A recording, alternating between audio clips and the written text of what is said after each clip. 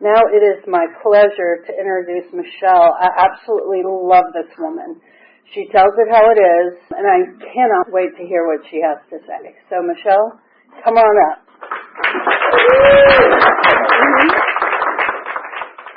Hello, I'm Michelle, and I'm an alcoholic. Your cell phone goes buzz, I'm going to get you. I am so addicted to my cell phone, I have to leave it in my car, and I figure for 1 hour I can focus, maybe. Thank you so much for asking me to speak. It's always an honor and a privilege to be doing anything in Alcoholics Anonymous. I think probably the most important job in AA is making the coffee. I've been to some meetings that they've not had coffee, or you have to pay $5 for coffee, but thanks whoever made the coffee. Most important job inside AA. Want to start off with a little bit of a joke. It's an AA joke. It's a great, I don't know. I was told I'm a parrot. So, this sponsor is getting ready to die. And this pigeon, or you call them sponsorees, whatever. Anyway, this pigeon says, look, I need to know. I know you're going to die. I need to know if there is heaven. If there's AA in heaven. I need to know. Sponsor says, I'll let you know. So, sponsor dies. Next day he comes back. He says, well, I can answer your question. I have good news and I have bad news. The good news is there is AA in heaven. The bad news is Saturday night you're speaking. I was, as you can tell, I'm not from the South. The accent that you hear is part Northern, part Canadian, and a smidge of Wichita, Kansas. Polish Catholic, so I was ordained to this. We drink all the time. What it amounts to is we moved every 2 years. My father believed in geographical cures. If it's true about alcoholism being an inherited disease, I still believe in all my heart. My father gave me the best gift because I wouldn't know God through AA. I wouldn't have these 12 steps or these 12 traditions. I would just be existing. So, don't take away that excuse for you. I have a solution now. I knew I was a problem. I always knew I was a problem. I was born one of 5 kids. I felt lost. That square peg being thrown in a circle, and I just didn't fit anywhere. My thing was, how do people do this? Get up and, do life. It wasn't too far before I started drinking.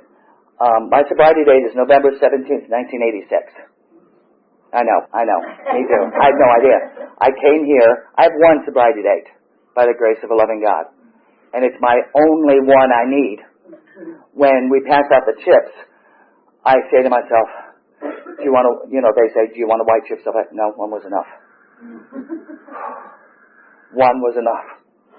It is not a requirement for membership for you to go out again and again and again. I'm sorry that you do. I'm grateful that you made it back alive. But if you keep doing that, playing a game, baby, you're not going to come back. You will die. I've been here for 39 years. I have a black dress. I don't look good in it. I don't look in it at all.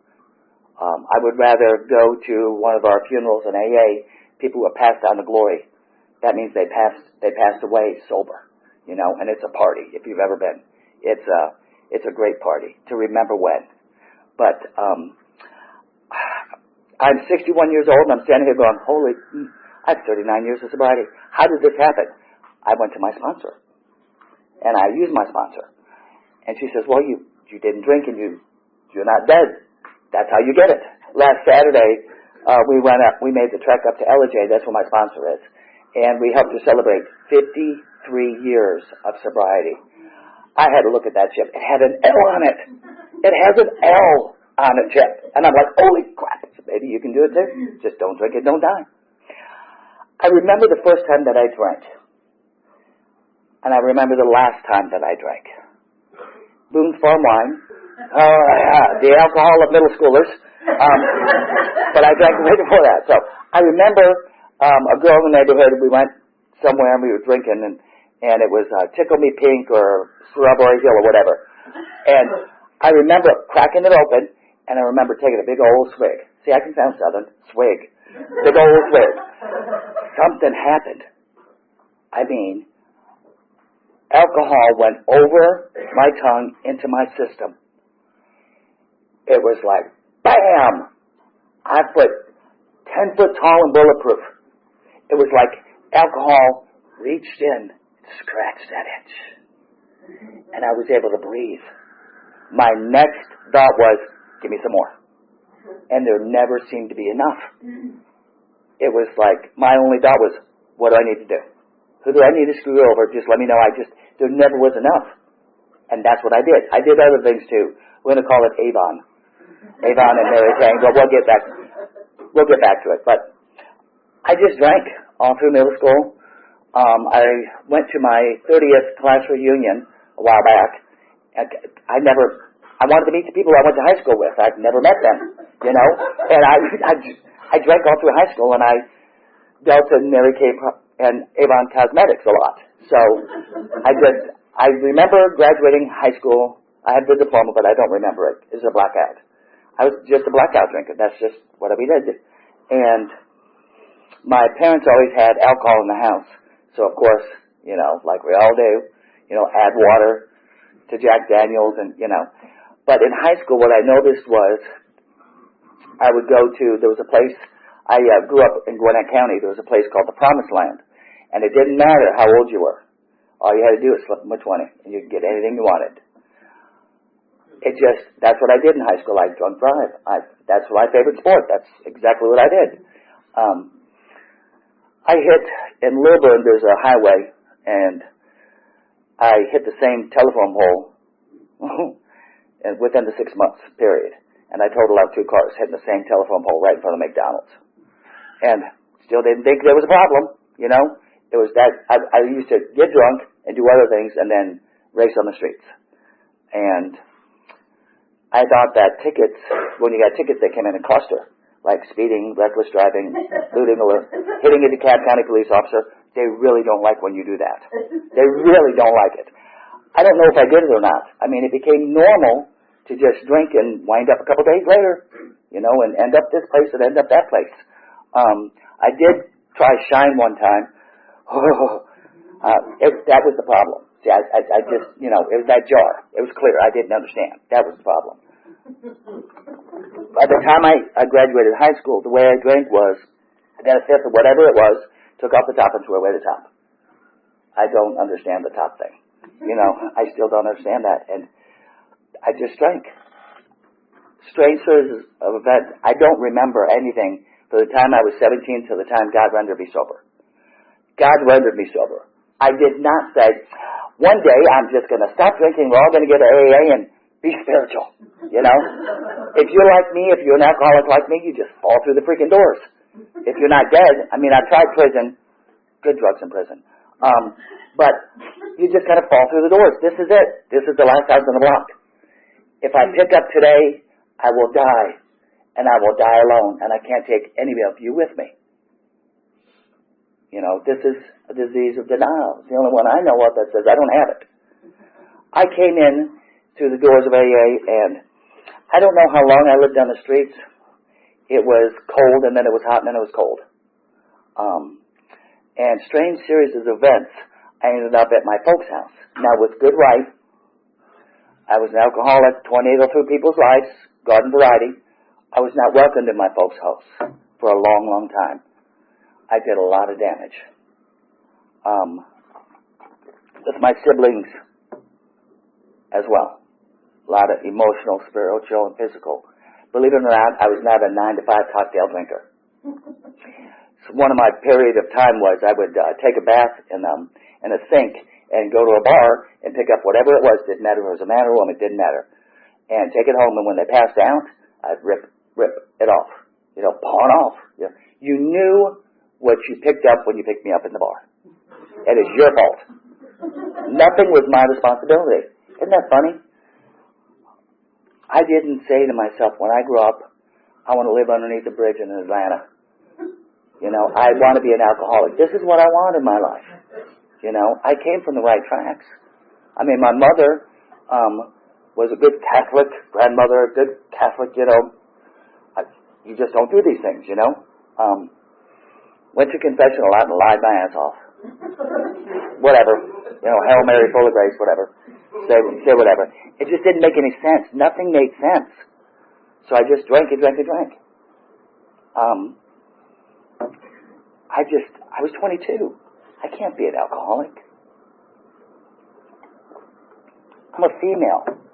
I can't live on the streets of Atlanta. I can't be a street bum. I grew up in an alcoholic home, but we had food and shelter. I can't be an alcoholic. No. Okay, so my father's an alcoholic, and my grandfather is, and on my father's side and my mom's side, alcoholism and the disease of addiction runs rapid. Those of us who are in a 12-step program would kind of joke, either you're still in your active addiction or you've died of it, or you're in some 12-step program. You know, that's a choice. I have a niece that's still out there, my oldest niece, and I hope and pray, but I don't have a crystal ball. She has tried this program and said, nope, not for me. Okay. You know, if you want it, come get it. I grew up in an AA. I was one of those alcoholics that I needed medical attention. So I ended up in Beaufort, Georgia, at a treatment center. And I didn't have any money or anything, and went over to my folks' house, and they're so bluff. My father said, okay, you know, you just stay here for 2 weeks and we'll help you. I'm thinking, you have no idea. See, the last 3 or 4 years, by the grace of a loving God, they didn't experience anything. I just went away. And I'm so grateful for that, because it was enough going to high school. You know, it was enough disappearing for weeks on end and having some guy drop me off, and my mother would pick me up, and, I mean, how do you make an amends for that? I'll tell you in a few minutes. I mean, there's nothing pretty about my alcoholism when I drank. It was cold and dark and lonely.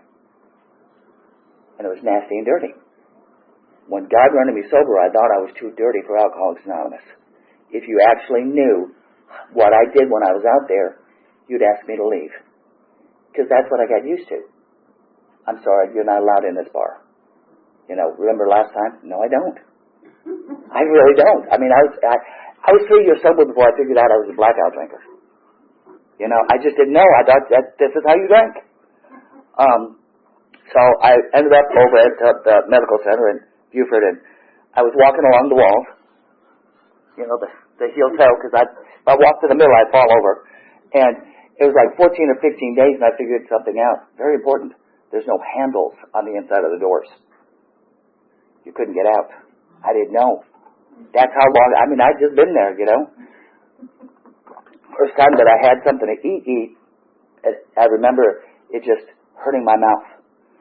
And then I remember standing at the nurse's station, just standing there, trying not to fall over, and this woman comes running down the hall. She says, Rebecca of Sunnybrook Farms. And she's going to give me a hug. Welcome to AA. And I'm like, I don't even want. You know, alcohol ripped me from me. There's nothing left. I saw every human being as an enemy. What do you want? The only purpose in you guys is so I can rip you off. And I wanted more cosmetics and more alcohol.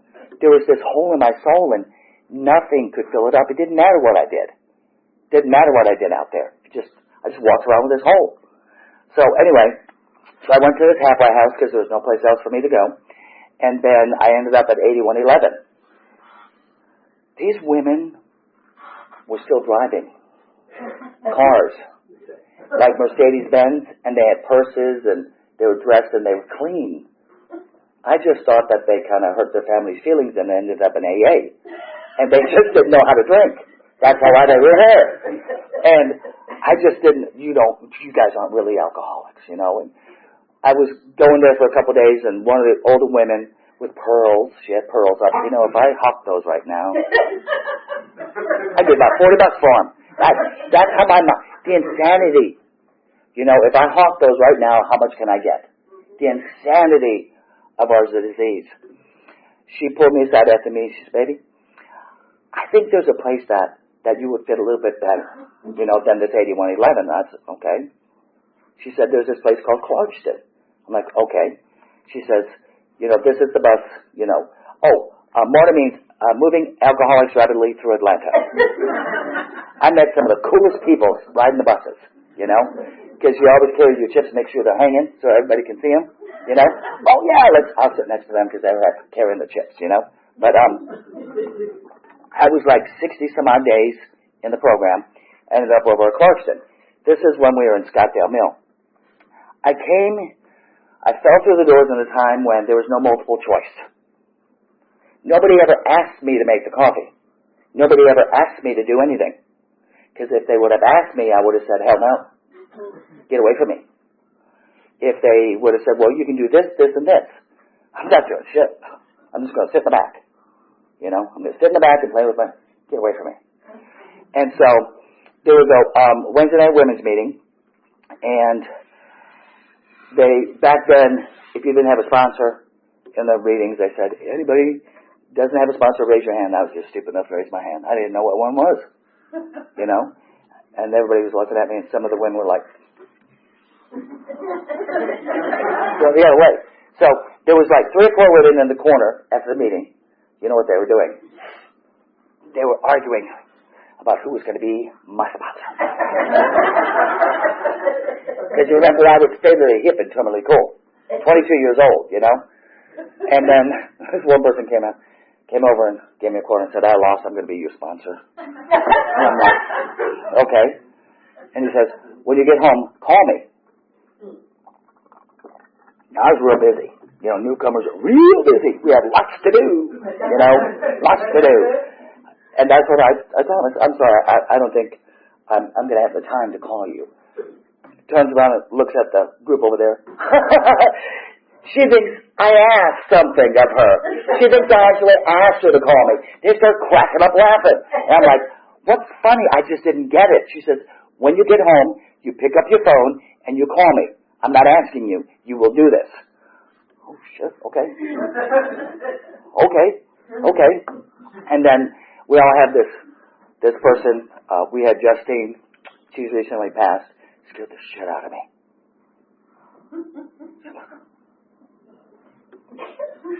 I made the mistake one time. That's all it took. I was talking to somebody, I was like in the 3rd row or something like that. I was talking to somebody while How It Works was being read. And I was talking to him like I'm talking now. And all of a sudden, somebody hit me in the back of the head. I was whipped from my head. I stood up, and Justine says, you need to shut the fuck up. And I was like, whoa. If you didn't use profanity when I was a newcomer, I didn't understand what you were saying. She says, give respect to How It Works. Don't talk. Listen. Okay? And I knew she was telling me the truth. Just like she told me, I had to be there every Wednesday night at 7 o'clock to make the coffee. Every Wednesday night. If I wasn't there, we couldn't have an AA meeting. And I was just sick enough to believe her. So I did it for 3 years. I made the coffee every Wednesday night for 3 years. There was one night, I was really sick. I wasn't bullshitting her. I called her up, and I said, Justine, I'm sick. I have the flu. She says, well, you got to go to the meeting. I said, well, I got a temperature. And she's like, well, I'll do it this time, but you got to make it the next time. You know, and I just martyred it through. I lost my license. Georgia decided it'd be best if I didn't drive. I never got a DUI. I wrecked a couple cars. Okay, I wrecked 9 cars. You know, drinking and driving, points, stuff like that. So I just didn't understand. I mean, I had my license. Why do you mean it's suspended? I still have it. I just didn't understand. And then they get really, DeKalb County gets really knotted up when you start running from them. I see blue lights, I run. It became habit, you know, just like the paranoia and the chaos and confusion, the drama. It just became normal. So I just martyred it through. And so after the halfway house, I got a job, my first sober job, at Kroger's, part-time. And I put groceries in the grocery bags, part-time at Kroger's. I couldn't figure out why the eggs were breaking all the time. Eggs go on the top. I didn't know. I thought they went on the bottom. I just didn't know. And so these are things that alcohol ripped me for me. I just had like no common sense. And my sponsor's my sponsor. They are a person that's been sober longer than me. They are not my bank, my marriage counselor, my attorney, my God. They're an AA member that have worked the steps and they've been sober longer than me. And there's something that I want. I'm not smart enough to pick my own sponsor. I really am not. I've only had 3 women sponsors since God's rendered me sober. And God just puts a woman in my life and that's it. So, I mean, I sponsor guys too, and it's just staying sober, you know. It doesn't matter to me. I'll go to any lengths to stay sober, you know. Well, after the meeting, we were talking. My sponsor realized that I didn't know about the feminine stuff, you know, like taking a shower every day, you know, living on the streets, brushing your teeth, you know, shaving your legs, stuff like that. I just didn't know. So we went to a store and bought all these different things, and I had to learn how to brush my teeth again. There's alcohol written for me. Some of us come in negative numbers, okay? But when we get to 0, we start growing a lot. When I was a year sober, I remember how I felt. I couldn't speak. I'd gone to over 300 meetings my first 90 days. I hid out in AA my first year. Nothing wrong with that. I have 39 years. Worked for me. If the doors were open at Clarkston, I was there. I remember how I felt. I actually did something. 365 days, I didn't drink at all. Not even on weekends. You know? I didn't drink. I didn't chug any scope. That was my thing too. Perfume, didn't do any of that, you know. And I went to a meeting almost every day. And people in the program that had businesses, they would employ me. There was this one woman that employed me to paint. I had no idea how to paint. But she would pick me up before work. We'd go, she'd take me out to breakfast, and then we would go paint a house or whatever, and then we'd stop, go to a new meeting, and eat while we were going there, and then she'd drop me off at home, and then somebody else would pick me up and take me to a 9 o'clock meeting. That was my life. That's what I did. Couching on people's couches. My sponsor told me that if you're asking for a ride, she said, be outside waiting for them. Don't let them wait in the driveway. So I was out there like waiting in the driveway. At about 6 months of sobriety, a woman realized something wasn't right with my reading. Because I learned real quick and in a hurry, memorize how it works, 12 traditions and promises, and how to give out the chips. Because I was told I couldn't say no. I couldn't share meetings yet. A little bit still shaky. But she asked me if I could read, and I said, well, yeah, sure. And she asked me to read something in the big book, and I couldn't read. And so what the women did, not AA, but the women, we would meet an hour before, and they just read me the first 164 pages. And they answered my questions.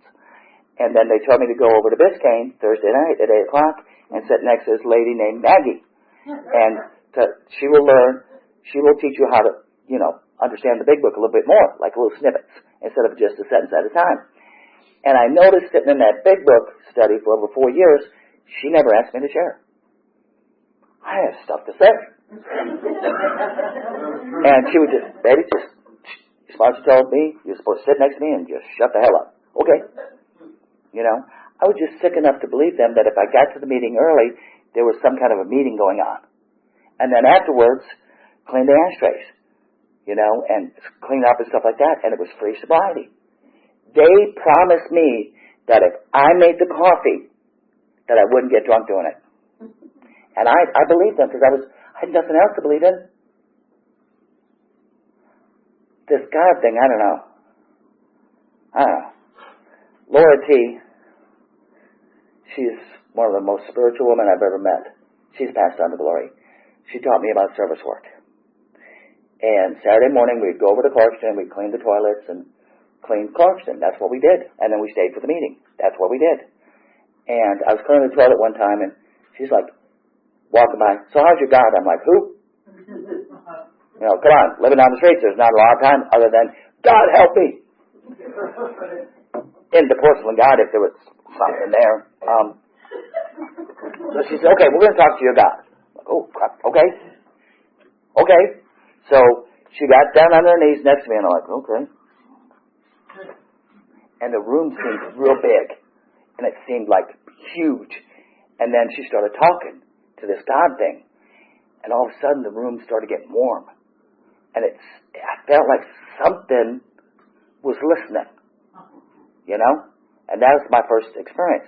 I've had several million burning bushes and several miracles. My miracle is November 17th, 1986. That's my miracle. I thought I was going to die. Till May 11. You know, I was not going to make it to 23.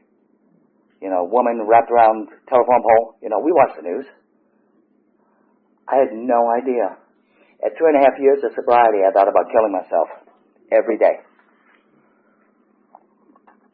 This is after a 4-step. I went to my sponsor because my sponsor is the best sponsor in the whole wide world. If you don't feel the same way about your current sponsor, you need to get another sponsor. Okay? And I went to her and I said, look, I'm kind of thinking about this, you know. You're getting better, baby. You're not thinking about drinking. She turned around and walked off. I'm like, motherfucker. That is not what And then this other woman came up and said, okay, this is what we're saying, is you know that if you drink, you're going to die. If you do other things, you're going to die too. So you know that's not the solution. So you think about this, but you can't do that. Don't worry, it'll go away. Okay. And it did. I met my rival on the streets when I had about 4 or 5 years of sobriety. She sold, let's say, Avon, and I sold Mary Kay. And I don't know if I ever shot at her. I don't know. I made amends to her, and I know she shot at me one time. She never made it. No, she made amends. But we respected each other, you know, and we would always joke about each other, you know, that she sold Avon and I sold Mary Kay, and we just split Atlanta in half, you know, and that's what we did. But it was funny sitting in meetings with her all these years, listening to her talk, you know. She recently passed on to glory. She was so funny. Oh, my God, she had a sense of humor. God loved her sober, and she's smart as that. You know, just funny, funny, funny. At 5 years of sobriety, I believe ego returned. Because, see, I got 5 years now. I can teach you how to stay sober. I had a lot of pigeons. Oh, a pigeon. Carrier pigeon. I give you this message and you carry that same message. It's a carrier pigeon. It's a compliment. Okay? I was 30 years sober when my current sponsor called me a pigeon, and I about cried. You know, it's a compliment. I'm carrying the same message. I go over to Clarkston, me and my ego. Yeah, I'm a sponsor. Yeah. And a whole bunch. And Judge Caden yanks me over no, you don't need to sponsor anybody anymore. Well, I got 5 years. So what? But I have 5 years. Okay, so, and? Make the coffee. When's the last time you cleaned the ashtrays? These women kept me in check. I would sit in meetings with these women that had more time in program than I'd been alive. I learned about service. I learned how to be of service. The cool thing is that I have been every trusted server position on the group level at least twice, and I've been down to DCM. The most important thing about AA in service is it's icing on the cake. Cake is the program. Icing's the service work. You know, if anybody here is a GSR or DCM, my hat is off to you. You know, 10% of the people do 90% of the work. You know, that's just how life goes. If you get an opportunity to be of service, I like the spirit of rotation. 2 years, you GSR or whatever, and then you rotate out. And then you rotate out. You don't rotate back into another position. At 10 years, I thought, double digits. Saint Michelle. Yeah. Saint Michelle. You know, I'm getting older, you know. 10 years. Ooh. They would come by and just pat me on the head. Keep coming back. You'll get this stuff. I'm like, oh. In the year 2000, I had major back surgery. And these same women that would tell me to make the freaking coffee and chair this meeting and do that and do this, and we're gonna pick up somebody and we're gonna take them to a meeting and we're gonna take them to detox. Okay. I had major back surgery, and they were there to wipe my butt and wipe my nose and shave my legs and everything. And they got me out of the bed and they walked me, stuff like that. April 29th in the year 2000, my baby sister died of this disease. She had 19 months. There are those, too, who suffer from grave emotional and mental disorders, but many of them do recover if they have the capacity to be honest. She did not have the capacity. She had 19 months, and God took her with His grace, took her quickly, and I will forever be grateful. And these same women that kept on patting me on the head and stuff like that, they wouldn't leave me alone. I mean, they would not leave me alone. Barbara would sit next to me and go, baby, it's okay, just don't drink. You can cry. I mean, I would just be sobbing in the meetings. I'd never lost anything like this. You know, I've never cared about this. With me, there's a lot of different definitions in all of our literature. For me, alcoholism, when I ingested alcohol and other things, I lost the ability to care about anything or anybody or anything. Didn't matter. That's me. And I cried and cried and cried, and they're like, just don't drink, just don't drink. And I asked my sponsor at the time, Janice, I said, what am I supposed to do? She said, you go up to LJ, and you make breakfast, lunch, and dinner, and you get her children up out of the bed, and you get them dressed for the day. And it doesn't matter if anybody eats breakfast, lunch, or dinner, you're going to bring some kind of normalcy. And then you're going to go to AA meetings. Now, see, my roots were at Clarkston, in the city. LJ is in the mountains. And I'm thinking, ooh, this is going to be interesting. Here I come, the city girl. So that's what I did for 2 weeks. And when I went to these meetings, I noticed that they had the 12 steps and the 12 traditions, and I just got in there and got a cup of coffee. The women were just like, you know, and it was just a roundup like we do. You know, there's no cliques. You know, we all hang together, you know. And they're like, it's okay. And I told them what was going on. And then I went back to my folks' house, and all of a sudden all these plates of food started coming.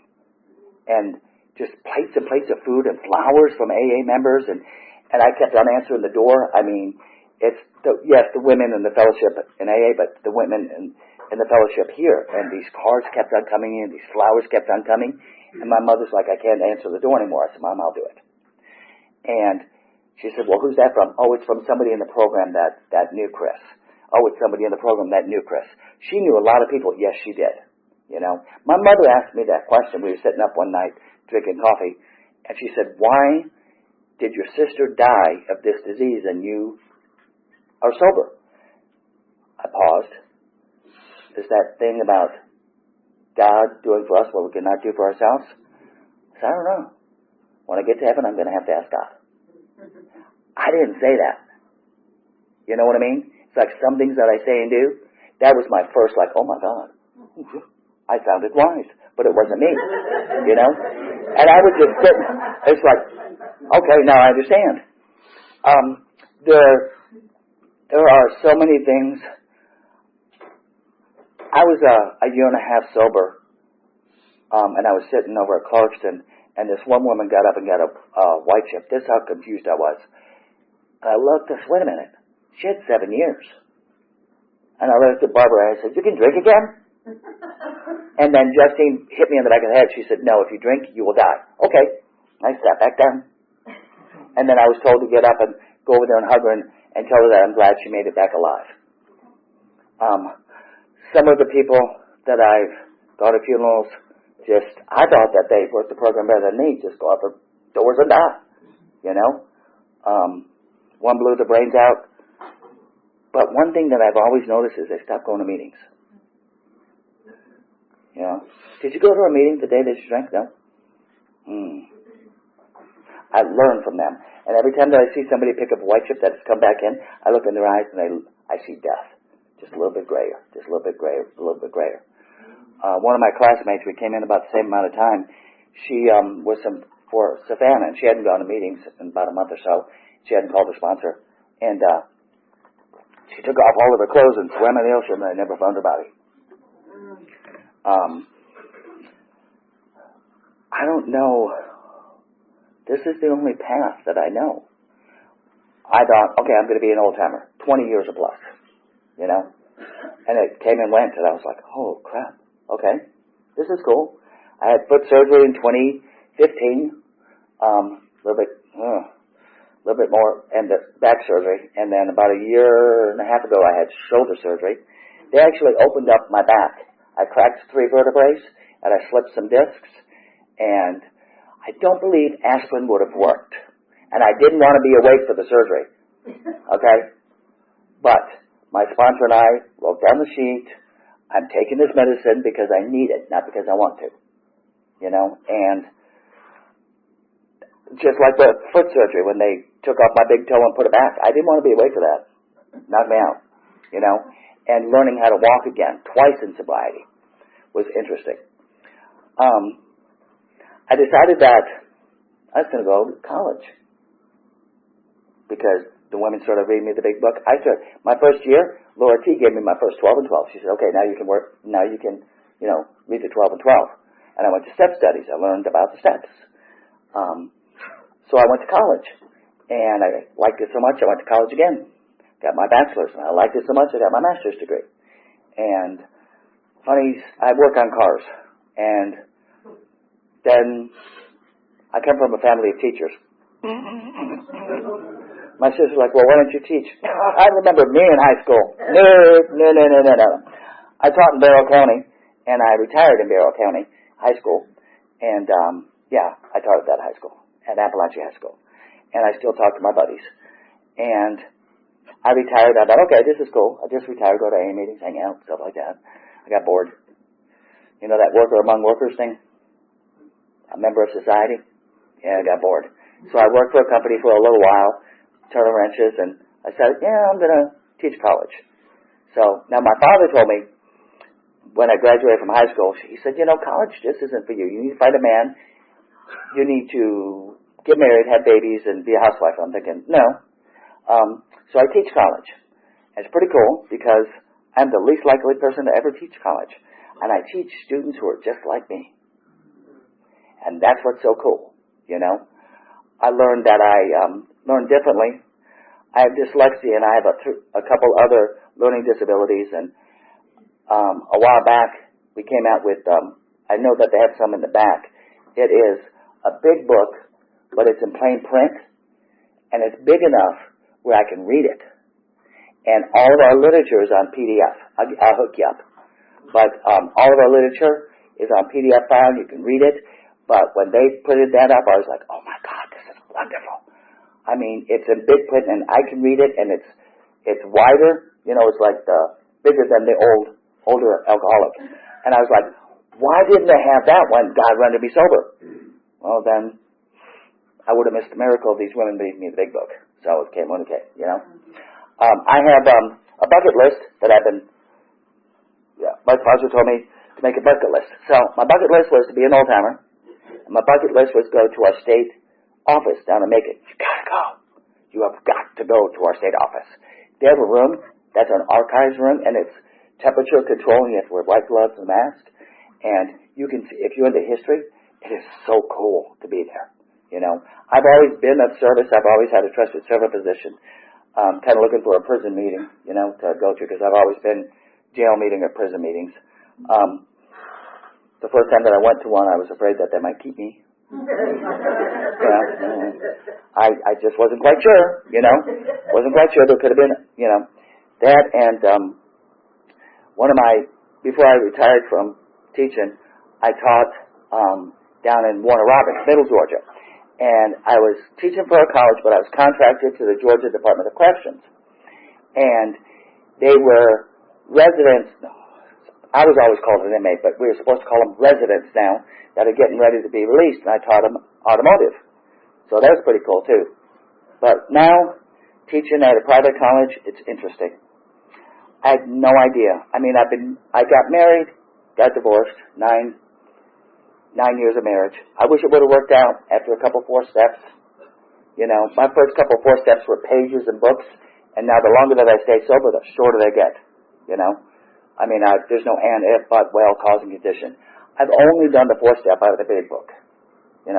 I did one in Hazleton when I was in treatment. I remember question number 68. Are you afraid of red-headed women? Should I be? I don't know.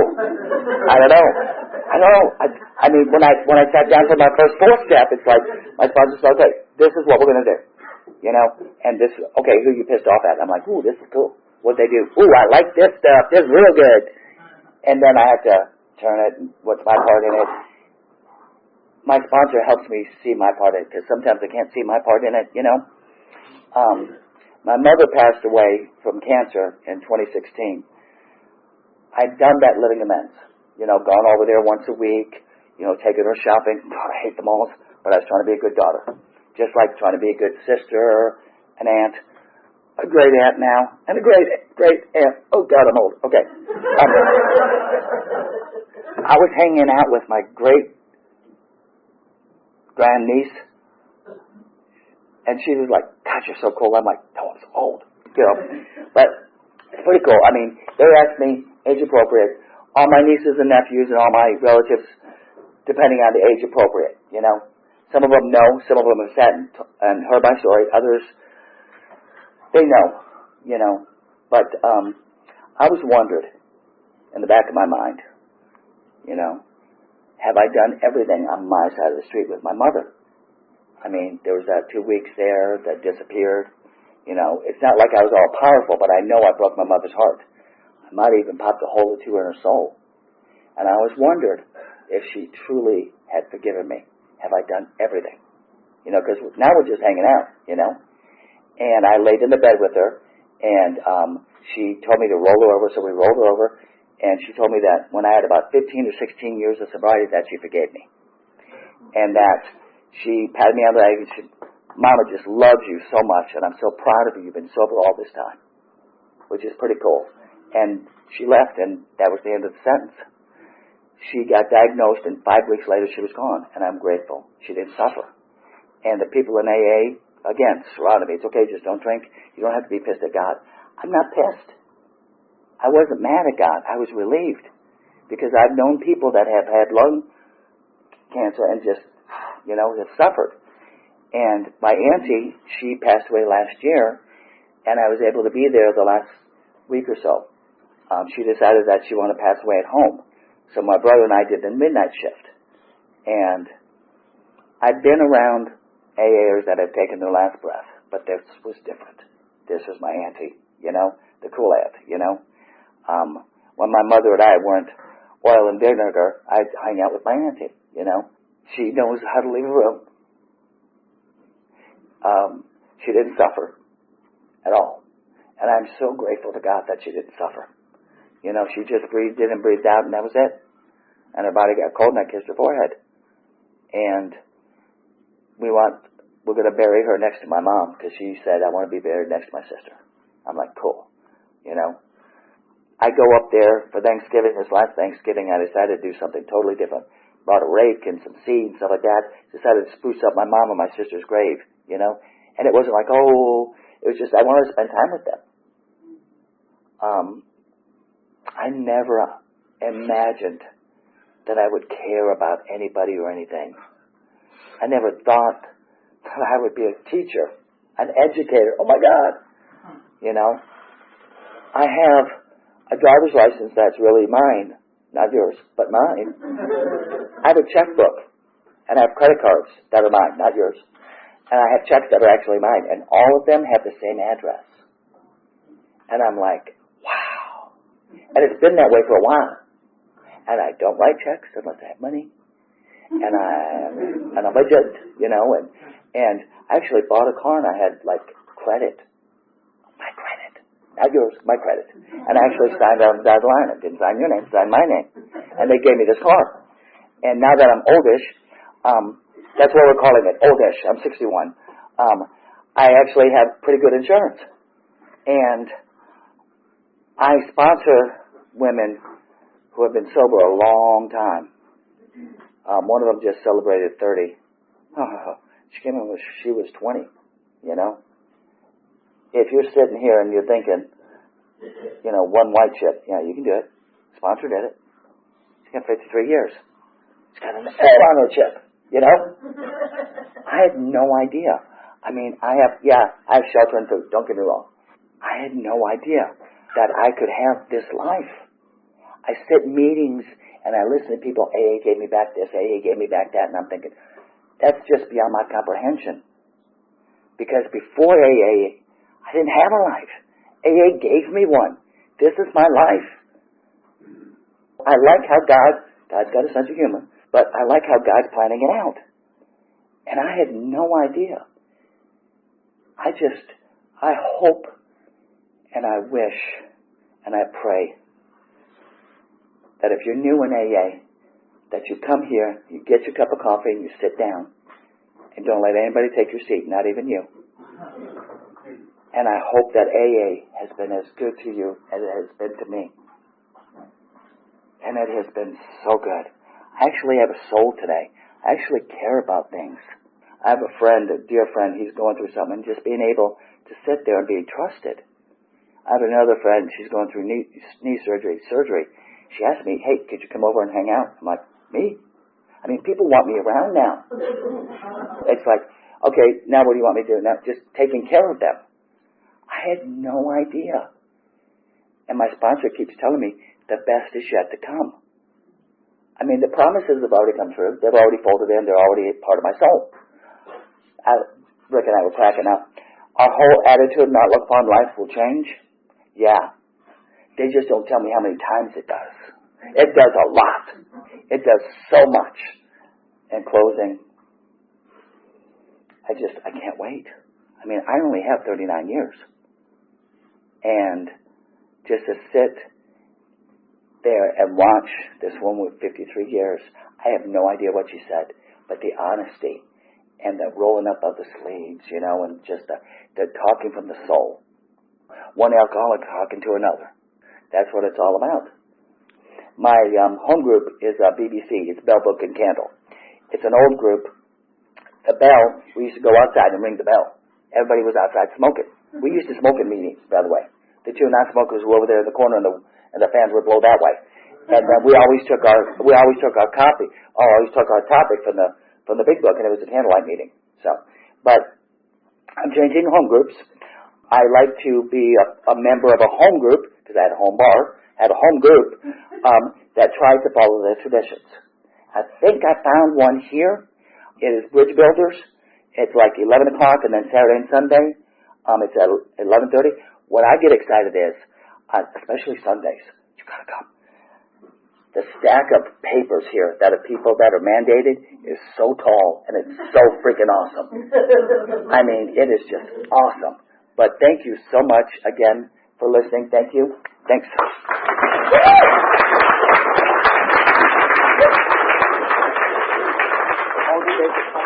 Thank you so much.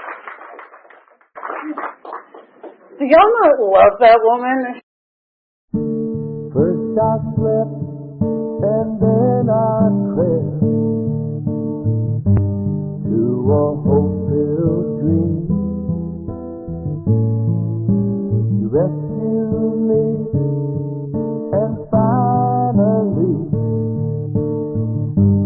waking there I see. I look into love's window for a soul that's meant for me. Takes me where the promises all real.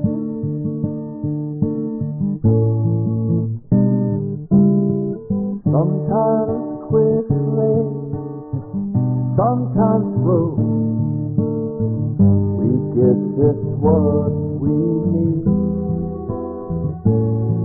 On a broad highway, God walks by, we walk eternally. Look into love's window for a heart that beats for me. Takes me where the promises are real.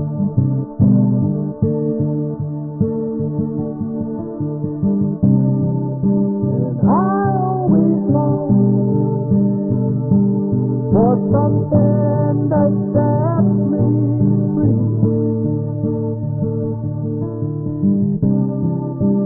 And I love to